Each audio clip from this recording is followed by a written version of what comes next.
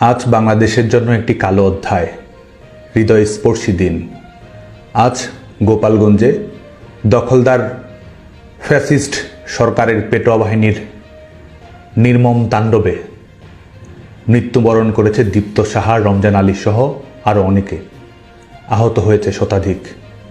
হাসপাতালে মৃত্যুর সঙ্গে পাঞ্জা লড়ছে অনেকে। এখনও সন্ত্রাসী বাহিনীর তাণ্ডবে প্রতিরোধ অব্যাহত রাখার চেষ্টা করে যাচ্ছে মুক্তিকামী মানুষ। আজ দখলদার সরকার এবং তাদের পেটোয়া বাহিনীর হাতে ছিল ট্যাঙ্ক, গোলাবারুদ। জনতার হাত ছিল খালি, বুকে ছিল বারুদ ভরা স্লোগান আর পিতার তর্জনীর অদম্য প্রতিবাদের আকাঙ্ক্ষা। আজকে এই নির্মম হত্যাকাণ্ডের বলি যারা হয়েছে তাদের সবার স্মৃতির প্রতি শ্রদ্ধা জানাচ্ছি, পরিবারের প্রতি সমবেদনা জানাচ্ছি। প্রিয় তরুণ প্রজন্ম, আপনারা জানেন যে বিগত কয়েকদিন ধরেই গোপালগঞ্জে একটি কিংস পার্টির সফরকে কেন্দ্র করে পরিবেশ পরিস্থিতি উস্কানিমূলক, হিংসাত্মক করার অপচেষ্টা করে গেছে এই দখলদার সরকারের পেটোয়া বাহিনীর গোষ্ঠীটি। এর আগে তারা ছাত্র জনতা পুলিশকে নির্বিচারে হত্যা করে ক্ষমতার মসনদে বসেছে। ক্ষমতার মসনদে বসে হত্যাকারীদের ইন্ডেমনিটি দিয়েছে এবং গোপালগঞ্জ অভিমুখে তাদের ঘোষিত কর্মসূচির নাম পদযাত্রা থেকে হয়ে গেছে মার্চ টু গোপালগঞ্জ। তারা সদম্ভে ঘোষণা করেছে জাতির পিতা বঙ্গবন্ধু শেখ মুজিবুর রহমানের সমাধিসৌধ দুমড়ে মুচড়ে দেওয়ার। তারা ঘোষণা করেছে মুজিববাদ মুর্দাবাদ নাম করে জনগণকে মাটির সঙ্গে মিশে ফেলে দেওয়ার ঘোষণা তারাই দিয়েছে। তারই প্রেক্ষিতে উস্কানিমূলক পরিবেশ তৈরি করে দখলদার সরকারের পেটোয়া বাহিনী এবং বেসরকারি সন্ত্রাসী গোষ্ঠীকে লেলিয়ে দিয়েছে গোপালগঞ্জের মানুষের বুকে। উস্কানিমূলকভাবেই তারা এই পরিস্থিতির সূচনা করেছে। তাদের আসার মূল লক্ষ্যই ছিল জুলাই আগস্টে যেমন তারা মেটিকুলাস ডিজাইনের মাধ্যমে নিজেরা হত্যা করে সেই হত্যার দায়ভার অন্যদের উপর চাপিয়ে দিয়ে কৃত্রিম পরিবেশ পরিস্থিতি তৈরি করে পেছনের দরজা দিয়ে ক্ষমতায় যাওয়ার পথ প্রশস্ত করেছিল, ঠিক তেমনি নিজেদের অবৈধ ক্ষমতার নিরাপত্তা নিশ্চিত করার জন্য আজকেও তাদের প্রয়োজন লাশ, যে লাশ তাদের কাছে কখনো আন্দোলনের কাঁচামাল, কখনো ক্ষমতায় থাকার রসদ, এবং তারই বাস্তবায়ন তার আজকে এখানে তারা ঘটিয়েছে। সেটির একটি নমুনা আজকে গোটা বাংলাদেশের মানুষ আজকে তারা দেখেছে। গোপালগঞ্জের নিরীহ মানুষ, নিষ্পাপ ছাত্র জনতা যখন শান্তিপূর্ণভাবে প্রতিবাদ করেছে, মিছিল করেছে, স্লোগান দিয়েছে, তারা জবাব দিয়েছে অস্ত্রে, গুলিতে। মৃত্যুর মুখোমুখি করেও তারা তাদের হায়নার তাণ্ডব থামায়নি, অব্যাহত রেখেছে এবং এখনো তারা চেষ্টা করে যাচ্ছে এই লাশের উপর ভর করে আবারও ভয়ের রাজনীতি, ত্রাসের রাজনীতি গোটা বাংলাদেশের উপর চাপিয়ে দেওয়ার। এবং এদের এই যে প্রতারণা রাজনীতি, জোচ্চুরি রাজনীতি, এটি গোটা বাংলাদেশের মানুষের কাছে উন্মোচিত হয়ে গেছে। আজকে দেখুন, গোটা পৃথিবীর মানুষ আজকে দেখেছে কিভাবে আমাদের বিভিন্ন বাহিনী, যেগুলো আওয়ামী লীগ সরকারের সময় পেশাদারিত্বের সঙ্গে দায়িত্ব পালন করেছে, আজকে তাদেরকে ব্যবহার করা হচ্ছে অবৈধ সরকারের খুঁটি হিসেবে, তাদেরকে ব্যবহার করা হচ্ছে দখলদার সরকারের পেটোয়া বাহিনী হিসেবে। আজকে সরকার যন্ত্রকে ব্যবহার করা হচ্ছে কিংস পার্টির পৃষ্ঠপোষকতার জন্য, এবং সেই নমুনায় আজকে গোটা পৃথিবীর মানুষের সামনে উন্মোচিত হয়েছে যখন আমরা দেখেছি যে সমস্ত সন্ত্রাসী গোষ্ঠী, পেশাদার বাহিনীকেও লেলিয়ে দেওয়া হয়েছে সাধারণ মানুষের উপর আক্রমণ পরিচালনা করার জন্য। এবং দেখুন এই প্রতারকদের ধূর্ততা, এই প্রতারকদের মানুষের জীবন নিয়ে কি কৌতুক। মায়ের কোল খালি করে এদের হৃদয়ে কখনো কান্না জাগে না। মায়ের কোল খালি করে এরা ক্ষমতায় আসা, ক্ষমতায় থাকার পাটিগণিতের হিসেব অঙ্ক কষে। এবং আজকে গোপালগঞ্জ থেকে শুরু করে গোটা বাংলাদেশে এই নমুনে আমরা দেখতে পাচ্ছি কি ভয়ানক ধূর্ততা, প্রতারণা এবং জঘন্য মিথ্যাচারের রাজনীতি এদের। আজকেও কত মায়ের কোল খালি হয়েছে, কত বোন ভাই হারিয়েছে। আজকে তাদের নির্মম তাণ্ডবে গোটা পৃথিবীর মানুষের লাইভ অডিও ভিডিওতে হত্যাকাণ্ডের শিকার হয়েছে।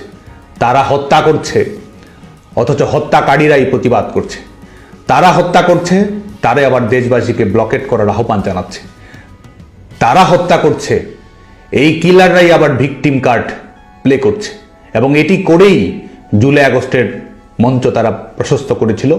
এটি করেই আজকে এদের ক্ষমতার সীমা পরিসীমা এরা বাড়ানোর চেষ্টা করছে। বাংলাদেশের শিক্ষার্থীদের প্রতি আহ্বান থাকবে, আপনারা যে কোনো রাজনৈতিক দল পছন্দ অপছন্দ করতে পারেন, কিন্তু বাংলাদেশের তারুণ্য সবসময় গণতন্ত্রের পক্ষে থেকেছে, মুক্তিযুদ্ধের পক্ষে থেকেছে, গণতন্ত্রের অঙ্গীকারের পক্ষে থেকেছে। দলমত নির্বিশেষে জাতির পিতা বঙ্গবন্ধু শেখ মুজিবুর রহমান বাংলাদেশের তারুণ্যের হৃদয়ের প্রতিধ্বনি। এই প্রতারকদের সম্পর্কে আপনারা সচেতন থাকবেন, গিনিপিগ হিসেবে যেন তারা আর আপনাদেরকে ব্যবহার না করতে পারে। এরা সেই প্রতারক যারা বলেছিল বঙ্গবন্ধুর বাংলায় বৈষম্যের ঠাঁই নাই, তারপরে আন্দোলনকে নিয়ে গিয়ে এমন জায়গায় গেছে যেখানে তারা স্লোগান দিচ্ছে গোলাম আজমের বাংলা বলে। এরা সেই প্রবঞ্চক ধূর্ত গোষ্ঠী যারা আপনাদেরকে দাবিয়ে রাখতে না পারার বঙ্গবন্ধুর অমীয় বাণীর কথা বলে আবার তারাই ধানমন্ডি 32 নম্বর ঘুরিয়ে দিয়েছে। এরা সেই প্রবঞ্চক গোষ্ঠী যারা আপনাদেরকে বলেছিল মুক্তিযুদ্ধের বাংলায় বৈষম্যের ঠাঁই নাই, এবং তারপরেই তারা মুক্তিযুদ্ধের সমস্ত স্মৃতি, অর্জন, অঙ্গীকার, বীর মুক্তিযোদ্ধাদের অপমান অপদস্থ তারাই করেছে। এরা আপনাদেরকে চাকরির কথা বলেছে, আজকে গোটা বাংলাদেশের সরকারি বেসরকারি খাতে চাকরি নেই, কলকারখানাগুলো বিপর্যয়ের মধ্যে পড়ে গেছে। মেধার কথা বলেছিল, আজকে কোটার ভিত্তিতে তারা নিয়োগ দিচ্ছে। আজকে বাংলাদেশের মানুষের স্বাভাবিক মৃত্যুর গ্যারান্টি পর্যন্ত নেই। মানুষের নিরাপত্তাহীনতা চূড়ান্ত পর্যায়ে পৌঁছেছে। দেশ শুধুমাত্র ললেস নয়, এই দেশটি আজকে এক ধরনের সিকিউরিটিলেস রাষ্ট্রে পরিণত হয়েছে। এই দখলদার সরকার বাংলাদেশের মানুষের নিরাপত্তা দিতে পারছে না, বরং দখলদার সরকার সমস্ত রাষ্ট্রযন্ত্র এবং তাদের বেসরকারি পেশাদার সন্ত্রাসী গোষ্ঠীকে লেলিয়ে দিচ্ছে মানুষের উপরে। মানুষ প্রতিবাদ করতে চাচ্ছে, শান্তিতে থাকতে যাচ্ছে, তাদের উপর তারা নির্বিচারে গুলি চালাচ্ছে, মব লেলিয়ে দিচ্ছে। এই দখলদার সরকারের প্রধানতম মব স্টার হচ্ছে ফ্যাসিস্ট ইউনূস, এবং এই ফ্যাসিস্ট ইউনূসের রিমোট কন্ট্রোলে বিভিন্ন জঙ্গি গোষ্ঠীর সহায়তায় তাণ্ডবের মাধ্যমে, সহিংসতার মাধ্যমে এরা ক্ষমতার বৈধতা তৈরি করার চেষ্টা করছে। হুমকির ভাষায় বাংলাদেশের মানুষকে এরা নিস্তব্ধ করে দিতে যাচ্ছে। দেশব্যাপী এরা কবরের শান্তি প্রতিষ্ঠা করেছে। সবার প্রতি উদাত্ত আহ্বান থাকবে, আসুন আমরা ঐক্যবদ্ধ হই গণতন্ত্র পুনরুদ্ধার করার জন্য। আসুন আমরা ঐক্যবদ্ধ হই মুক্তিযুদ্ধকে রিক্লেইম করার জন্য। আসুন আমরা ঐক্যবদ্ধ হই আবারও বিজয়ের প্রশ্নে বাংলাদেশের মানুষের জাগরণের জন্য। আজকে আহ্বান থাকবে আইন শৃঙ্খলা রক্ষাকারী বাহিনী, বাংলাদেশ সেনাবাহিনী সহ বিভিন্ন প্রতিষ্ঠানের প্রতি। আজকে যা অন্যায় হচ্ছে, সকল অন্যায়ের আইনানুগ বিচার বাংলাদেশে আজ হোক কাল হোক হবেই হবে। অতএব যা করবেন বুঝে শুনে করবেন। আজকে আমরা দেখতে পাচ্ছি যারা পুলিশ হত্যা করেছে, আইন শৃঙ্খলা রক্ষাকারী বাহিনীর সদস্যদের হত্যা করেছে এবং ইন্ডেমনিটি দিয়েছে, বিচার করা যাবে না। আজকে আপনারা কোনো অবস্থাতেই দখলদার সরকারের পেটোয়া বাহিনী হিসেবে আপনাদেরকে কেউ যেন ব্যবহার না করতে পারে, সে ব্যাপারে আপনারা সতর্ক থাকবেন, সোচ্চার থাকবেন। এই সরকার দখলদার সরকারের আইন আপনি মানতে বাধ্য নন। এই সরকার আপনাদেরকে পেটোয়া বাহিনী হিসেবে ব্যবহার করছে, সেটি মানতে আপনি বাধ্য নন। গণতন্ত্র এবং জনগণের মধ্য দিয়ে প্রতিষ্ঠিত সরকারই আপনাদের একমাত্র আইনানুগ কর্তৃপক্ষ। বেআইনি কর্তৃপক্ষের বেআইনি অনুশাসনের মাধ্যমে বাংলাদেশের নিরীহ সাধারণ নাগরিকদের যদি জীবন বলি দিতে হয়, মনে রাখবেন সবকিছুকেই বিচারিক প্রক্রিয়ার আওতায় আসতে হবে। একই সঙ্গে বাংলাদেশ ছাত্রলীগের সমস্ত নেতাকর্মী সহ প্রগতিশীল সংগঠন, সামাজিক সাংস্কৃতিক সংগঠন সহ দল মত নির্বিশেষে তারুণ্যের নিরপেক্ষ স্রোতের প্রতি আহ্বান জানিয়ে আমি বলবো, আগামীকালকে এই গোপালগঞ্জের নির্মম হত্যার প্রতিবাদে আপনারা প্রতিবাদ মিছিল এবং বিক্ষোভ সমাবেশ পালন করবেন, সংগঠিত হওয়ার চেষ্টা করবেন। সংগঠিত হওয়ার মাধ্যমে আপনারা জবাব দেওয়ার জন্য প্রস্তুত থাকবেন। আমাদের রাজনৈতিক অধিকার আদায় করে নিতে হবে, আমাদের গণতান্ত্রিক অধিকার আমাদের আদায় করে নিতে হবে। এই দেশকে যারা কুক্ষিগত করেছে, নাগরিকদের উপর যারা সীমাহীন হত্যালীলা চালাচ্ছে, আমাদের নারীরা যেখানে বের হতে পারছে না, প্রত্যেক মুহূর্ত ধর্ষণ, খুন কিংবা নিপীড়নের শিকার হচ্ছে, বাংলাদেশের নাগরিকদের আত্মমর্যাদা, স্বস্তি, নিরাপত্তা যারা কেড়ে নিয়েছে, তাদের জবাব দেওয়ার জন্য আমাদেরকে প্রস্তুত থাকতে হবে, ঘুরে দাঁড়াতে হবে, লড়াই করতে হবে এবং একই সঙ্গে বিজয় ছিনিয়ে আনতে হবে। আমাদের চূড়ান্ত লক্ষ্য এই দখলদার সরকারের বিদায় ঘটিয়ে বাংলাদেশে গণতন্ত্র পুনরুদ্ধার করা। আমাদের চূড়ান্ত লক্ষ্য আবার মুক্তিযুদ্ধের অঙ্গীকারের ভিত্তিতে বাংলাদেশের সমস্ত রাজনৈতিক দল কর্মকাণ্ড পরিচালিত করবে সেটি নিশ্চিত করা। আমাদের চূড়ান্ত লক্ষ্য জাতির পিতা বঙ্গবন্ধু শেখ মুজিবুর রহমানের আদর্শ এবং সংগ্রামে উজ্জীবিত থেকে ন্যায়ের প্রশ্নে অটল থাকা, অন্যায় অবিচারের বিরুদ্ধে রুখে দাঁড়ানো, লড়াই করা। আজকে সমস্ত মুক্তিকামী তরুণদের প্রতি সেই আহ্বান জানিয়ে এবং একই সঙ্গে আমাদের আন্দোলনকে ক্রমান্বয়ে শক্তিশালী করে আমাদের লং মার্চ টু যমুনা ঘেরাওয়ের প্রস্তুতি আমাদের গ্রহণ করতেই হবে। কারণ লড়াইয়ের মাধ্যমে এই সরকারকে ঝেঁটিয়ে বিদায় করা ছাড়া বাংলাদেশের জনগণের সামনে কোনো অপশন নেই। জনতার চাওয়াই আমাদের লক্ষ্য, গণতন্ত্রের স্বপ্ন পূরণ করাই আমাদের অঙ্গীকার। আজকে তারা গুলি করে এপিসিতে করে স্থান ত্যাগ করতে পারে। আমরা শহীদদের উত্তরাধিকার, ঘাতকের নই। যারা ঘাতক তারাই সশস্ত্র তাণ্ডব চালিয়ে হত্যা করে এপিসিতে নির্বিঘ্নে পালিয়ে যাওয়ার চেষ্টা করতে পারে। কিন্তু আমাদের জীবন উৎসর্গ করা রাজনীতির মাধ্যমেই আমরা আমাদের ন্যায্য অধিকার, বাংলাদেশের জনগণের ন্যায্য অধিকার আমরা প্রতিষ্ঠিত করব। গুলি করে আমাদের আন্দোলন বন্ধ করা যাবে না, কারাগারে বন্দি করে আমাদেরকে স্তব্ধ করা যাবে না। আমাদের ন্যায্য অধিকার আমরা আদায় করেই ছাড়ব। বাংলাদেশে গণতন্ত্র আমরা প্রতিষ্ঠিত করব। দখলদার ফ্যাসিস্ট সরকারের বিদায় আমরা বাংলাদেশের মাটিতে নিশ্চিত করব। আপনারা সবাই যার যার জায়গা থেকে ঐক্যবদ্ধ থাকবেন, রুখে দাঁড়াবেন, প্রতিরোধ করবেন। আমাদের যেসব নেতাকর্মী, ভাই বোন, বন্ধু এদের নির্মম তাণ্ডবে শিকার হচ্ছে তাদের প্রতি খোঁজ খবর রাখবেন, সংবেদনশীল থাকবেন, শান্তিপূর্ণভাবে আমাদের সংগ্রামকে এগিয়ে নিয়ে যাবেন। বর্তমানেও যদি আপনি আসেন, এই 3 সপ্তাহের মধ্যে বিএনপি তাদের অন্তত শীর্ষ 2 নেতাকে 2 বার করে শোকজ নোটিশ দিয়ে এসছে, আলাদা আলাদা করে, শুধুমাত্র মন্তব্য করার জন্য। সুতরাং এটা যদি শুধুমাত্র আপনাদের পার্টির একচেটিয়া, সেটা আপনি বলেন না। আর 2 নাম্বার কথা হলো, আপনি তাহলে এবারে পরিষ্কার করেন, আপনি আমাকে একটু পরিষ্কার করেন যে কোন এনসিপিটা তাহলে আসল এনসিপি। আমি যখন দেখি যে এনসিপি একটা, আমি আপনাকে বলি, হেফাজতের ক্ষেত্রে আপনার অবস্থান, নারীদের ক্ষেত্রে আপনার অবস্থান, সেনাবাহিনীর ক্ষেত্রে আপনার অবস্থান থেকে আমরা হেফাজতের বাইরে, সেনাবাহিনী, আমি একটু বুঝতে চাই আপনার কাছ থেকে যে হেফাজতের প্রশ্নে আমার অবস্থান কি ছিল, মানে হেফাজতের ওই সমাবেশে আমার অবস্থান কি ছিল? আপনি সেখানে উপস্থিত ছিলেন, আপনি সেখানে গিয়েছিলেন পরে, এবং সেখানে আপনি বক্তব্য রেখেছেন নারী কমিশনের বক্তব্য প্রসঙ্গে। তো সেখানে আপনি বক্তব্য রেখেছেন এবং আপনি বক্তব্য রেখেছেন না, দাঁড়ান, আপনি আমাকে প্রশ্ন করতেই পারেন। আপনি আমাদের মানে আংশিক সত্য, সেটা আংশিক সত্য। আমি হেফাজতের প্রোগ্রামে গিয়েছি, এটা সত্য, কিন্তু পরবর্তী যে বিষয়গুলো রয়েছে সেখানে নারী কমিশনের বাতিল বিষয়ে আমি কোনো কথা বলিনি। আপনি ভিডিও আছে, সব জায়গায় আছে। আমার প্রশ্নের জবাব দেন। একটা আমার বিষয়, দুই নম্বর বিষয়, হেফাজত সেই সভাটা আহ্বানই করেছিল নারী কমিশনের রিপোর্টের এগেইনস্টে। আপনি সেখানে জেনে বুঝেই গিয়েছেন এবং একাত্মতা করতেই গিয়েছেন সেখানে। এক নম্বর বিষয় আমি একদম অন এয়ারে বলছি আপনাকে, কোনো ইনফরমালি, কোনো আলাদাভাবে বলছি না, অন এয়ারে বলছি।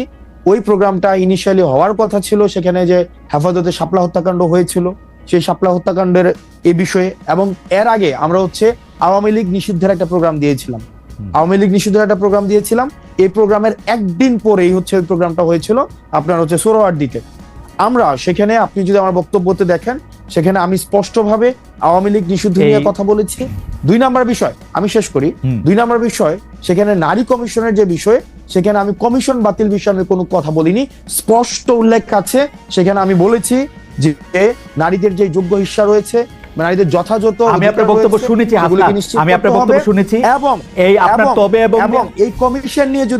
এবং এই কমিশন নিয়ে যদি কোনো ধরনের মতপার্থক্য থেকে থাকে, সেটি নিয়ে আলোচনার ভিত্তিতে সেটি সমাধান হতে হবে। এবং সেখানে নারীদেরকে নিয়ে হেফাজতের ওইখানে আপনার অবস্থান কি এনসিপির অবস্থান? আমি কোয়ালিটেটিভ ইয়াতে চাচ্ছি না, আমি বলতে চাচ্ছি যে আপনার অবস্থান এনসিপির অবস্থান কিনা। আমাদের এনসিপির নারী কমিশনের বিষয়ে এই অবস্থানটাই ছিল। আমি যেই কথাটা সেখানে আমরা বলেছি। কারণ আমরা বলেছিলাম নারী কমিশন আপনার হেফাজতের যে সেই জায়গায় প্রস্তাবগুলো দিয়েছে, অংশগ্রহণ করাটা এনসিপির অংশগ্রহণ করা কিনা? দেখেন সেখানে যে প্রস্তাবগুলো দিয়েছে, আমি আসছি সেখানে যে প্রস্তাব, আমি যে কথাটা বলেছি, আমার এনসিপির নারী কমিশনের বিষয়ে ঠিক সেই ধরনের অবস্থানটা ছিল, যে আমাদের যে প্রস্তাবনাগুলো দিয়েছিল সেই প্রস্তাবনার কিছু কিছু জায়গায় আমরা সংশোধনের প্রস্তাব দিয়েছিলাম, যে সংশোধনের মধ্য দিয়ে এই নারী কমিশনের এই বিষয়গুলো হচ্ছে ফরওয়ার্ড করা হোক। এক নম্বর বিষয়। 2 নম্বর বিষয় হচ্ছে ওখানের উপস্থিতির যে বিষয়টি, সেটি হচ্ছে যে তখন সব রাজনৈতিক দলের, আমাদের হেফাজতের যিনি যারা আছেন সব রাজনৈতিক দলকেই তারা হচ্ছে দাওয়াত দিয়েছিল। সেই দাওয়াতের অংশ হিসেবে এনসিপির প্রতিনিধি হিসেবে আমি সেখানে গিয়েছিলাম। আমি অবশ্য এনসিপির এই বিষয়ে দেওয়া পরের প্রেস রিলিজে, পরে তাদের বক্তব্যে, তাদের নেতাদের কথায় কখনো আমি এটা প্রমাণ পাই নাই যে আপনি এনসিপির প্রতিনিধিত্ব করতে সেখানে গিয়েছিলেন। আমি বরং উল্টোটা শুনেছি। দেখেন আমি বরং উল্টোটা শুনেছি, ওখানে শুনেছি হাসনাত আব্দুল্লাহ সেখানে গিয়েছেন নিজের ক্যাপাসিটিতে। না, নিজের ক্যাপাসিটি। দেখেন বিষয়টা হচ্ছে যে আমরা প্রথম দিন একটা প্রোগ্রাম ছিল, একদম ওই দিনের আগের দিন একটা প্রোগ্রাম ছিল আওয়ামী লীগ নিষিদ্ধের বিষয়ে, এবং আওয়ামী লীগ নিষিদ্ধের বিষয়ে যারা যারা যারা যারা একমত ছিল সেই জায়গা থেকে আমাদেরকে মানে হেফাজতে ইসলাম পাঁচি, এটা খুব সম্ভবত প্রোগ্রামটা ছিল মার্চ মাসে, প্রোগ্রামটা হচ্ছে মার্চ মাসে ছিল না প্রোগ্রামটা? হ্যাঁ, মার্চে ছিল, মার্চে ছিল প্রোগ্রামটা। তো তখন হচ্ছে ওই যে শাপলা হত্যাকাণ্ড নিয়ে হচ্ছে সে প্রোগ্রামটা হওয়ার কথা ছিল, এবং সেই জায়গায় হচ্ছে আমি গিয়েছিলাম, এবং এটা হচ্ছে আমার পার্টি থেকে আমি গিয়েছিলাম। যাই হোক, এইটা আপনি নিশ্চয়ই পরে আবার ভেবে দেখবেন যখন আপনার নিজের রাজনৈতিক দেখেন ক্যারিয়ারে যখন আপনি পিছনে দিকে তাকাবেন তখন আপনি ভেবে দেখবেন। না খালিদ ভাই, খালিদ ভাই একটা বিষয়, খালিদ ভাই একটা বিষয়, আমরা কিন্তু একটা বিষয় যে সেখানে বলা হচ্ছে যে আমার উপস্থিতিতে সেখানে হচ্ছে নারীদেরকে নিয়ে নেতিবাচক কথা বলা হয়েছে, সেখানে হচ্ছে বাজে মন্তব্য করা হয়েছে, সেটা একদমই না। আমি যখন এখানে বক্তব্য দিয়ে আমি চলে আসি, আমি যাই সেখানে বক্তব্য দেই আওয়ামী লীগ নিষিদ্ধ এবং নারী কমিশনের যেই প্রস্তাবগুলো রয়েছে, যে প্রস্তাবগুলো আমার এনসিপি সেখানে সংশোধনের প্রস্তাব দিয়েছে, সেটার যদি বিবেচনা করার সুযোগ থাকে আমি সেখানে এটা বলেছি, দেন চলে আসছি।